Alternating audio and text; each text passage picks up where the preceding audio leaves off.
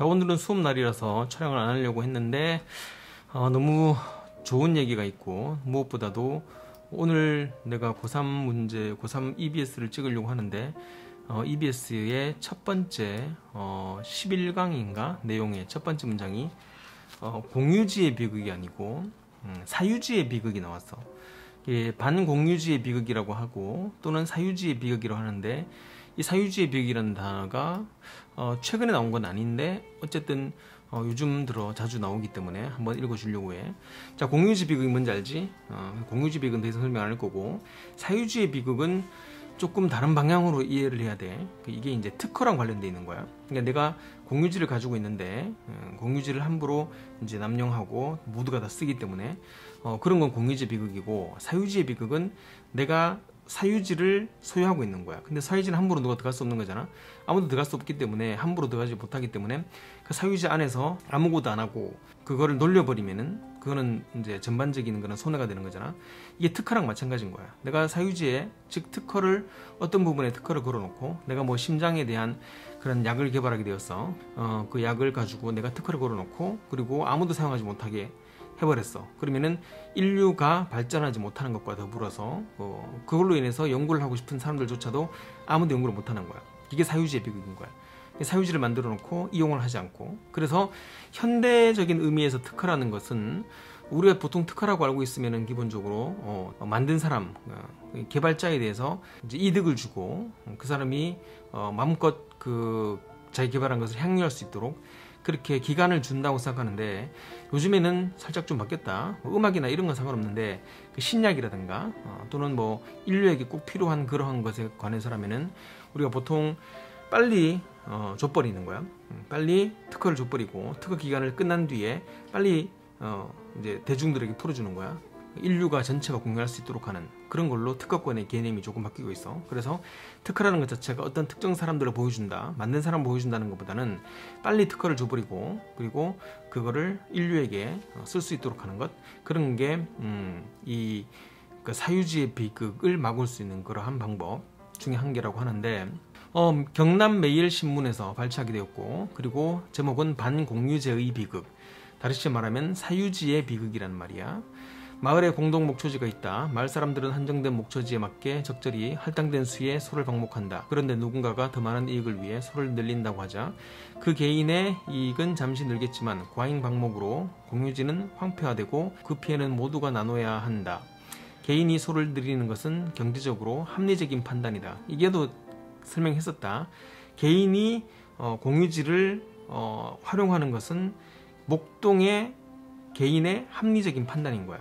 자기 딴에는 합리적이라는 거야. 남들은 다 가는데 뭐 나는 안 가고, 내가 바보도 아닌데, 이제 자기 딴에는 합리적이라는 거야. 근데 그걸 애들이 잘 이해 못해. 그러나 개인의 합리는 집단의 합리를 담보하지 못한다는 것이 비극의 딜레마이다. 이 이야기는 영국 경제학자 윌리엄 로이드의 1833년의 에세이에서 언급되고 가렛 하딘의 논문 공유지의 비극에 인용되어 널리 알려졌다.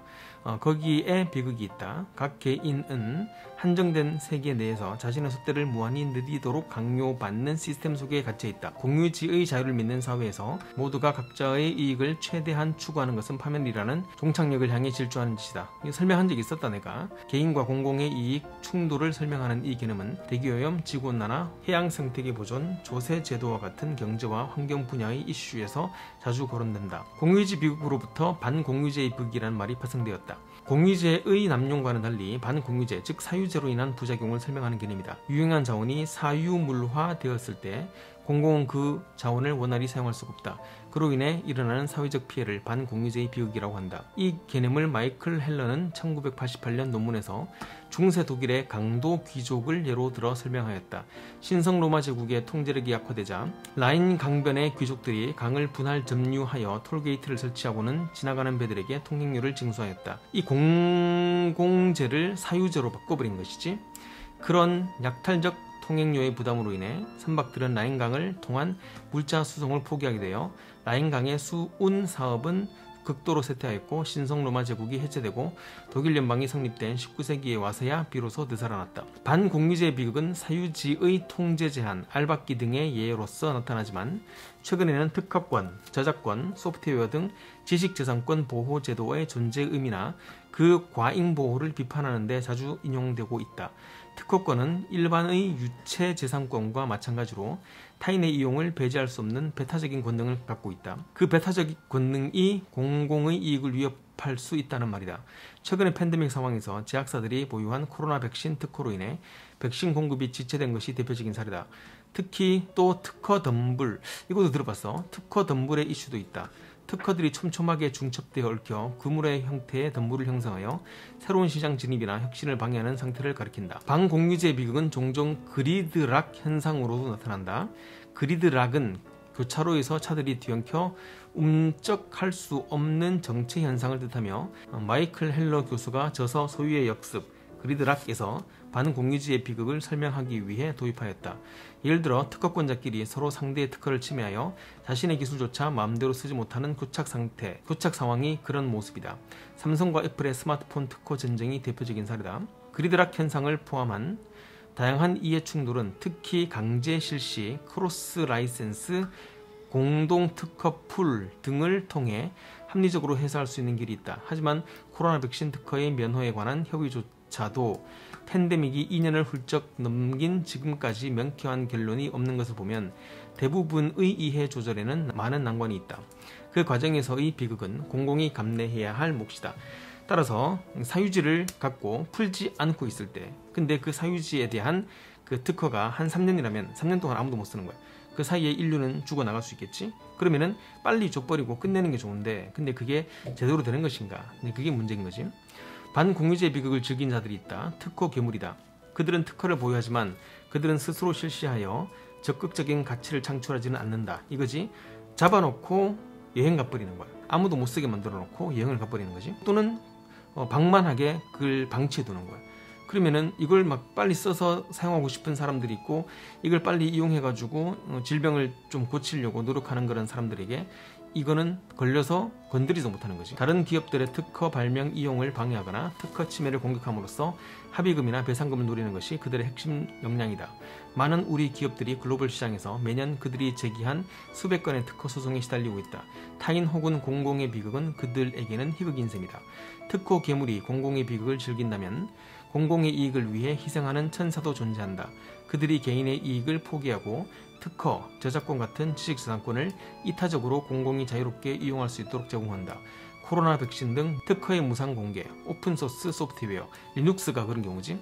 카피 레프트 모르겠고 등이 그러하다. 그 덕분에 사회는 행복한 공유제의 희극을 누린다 라고 했는데, 여기에 좀 관련된 그런 사람이 있어서 한 명 더 소개해 줄게. 이거는 올해 EBS 수능 특강 12강 1번에 있는 해설지를 그대로 읽어줘 볼게. 해설지에서 이 사람이 조금 특이하게 나타난 사람이기 때문에. 자, 해석 들어간다. 1955년 4월 12일 미국 정부가 새로운 소아마비 백신이 안전하고 효과적이라고 발표한 그날, 그것의 발명자 JS라는 사람이 텔레비전에 출연하여 그 백신을 소유한 사람이 누구인지를 질문받았다. 그는 유명한 대답을 했다. 국민이라고 말씀드리고 싶습니다. 그러니까 이게 누구한테 있다고? 국민한테 있다는 거지. 그 특허권이. 특허는 없습니다. 태양에 대해 특허를 얻을 수 있습니까? 백신은 공동재산이며 그것은 공공의 이익을 위해 돈을 기부하는 사람들의 것이라는 말이었다. S는 나중에 자신의 결정에 대해 동정을 받았다. 만약 그의 백신이 특허를 받았다면 그는 70억 달러를 벌 수 있었을 것이다. 이게 가정법 쓰이는 건데, 가정법 과거완료로 70억 달러면은 이게 7조냐? 모르겠다. 그러나 특허에 대한 그의 태도는 유일한 것이 아니다. 과도한 재산 보호 시대에도 오픈소스와 액세스, 지구 공공재, 공유자원이라는 개념에 대한 새로운 관심이 있다. 테슬라의 최고 경영자 일론 머스크는 2014년 6월에 자신의 모든 특허를 풀기로 결정했다. 특허가 기술적 리더십의 특성을 나타내는 것은 아니다. 정보와 지식을 공개적으로 공유함으로써 지속 가능한 서스테이너블 미래 세대를 염두하는 것, 운송의 미래가 더 잘 제공될 것이다. 우리의 모든 특허는 여러분의 것입니다. 라고 이 쌀큰가 하여튼 이 사람이 소아마비 백신을 발명해놓고 특허를 걸지 않았어. 왜? 인류를 위해서인 거야. 그래서 일반적인 음악이라든가 그런 것들은 어쩔 수 없지. 근데 만일 이 약이라면은 인류가 지금 당장 먹어서 살 수 있는 그런 약인데, 그거를 특허 걸고 한 3, 4년 동안 이제 특허권만 받다가 아무도 연구도 안 하고 자기는 그렇게 방치해 둔다면은 그건 인류 전체에 대해서 죄를 짓는 것이지. 그래서 요즘 이 내용이 잘 나와서 한번 영상으로 만들어 보았어.